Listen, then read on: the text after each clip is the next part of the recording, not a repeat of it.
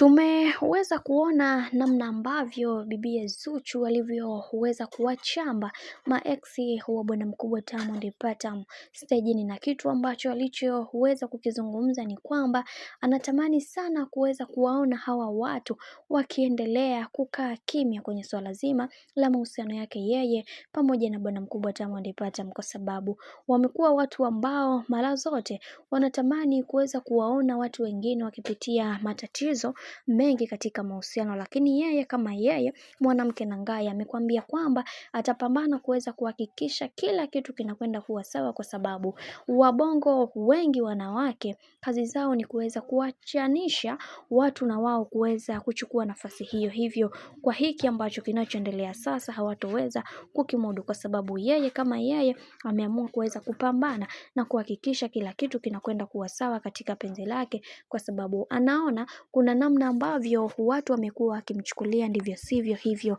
yeye kama yeye atapambana kuweza kuhakikisha kila kitu kinakwenda kuwa sawa, na pia tumeweza kuona baadhi ya mashabiki ambao waliokuwepo katika eneo hilo waliweza kucheka sana, na kisha akasema kwamba huo ndio wanawake wenyewe. Sasa unatakiwa kuweza kulinda mali yako hata kama watu wameweza kukudhingila kwa namna yoyote hivyo. Lakini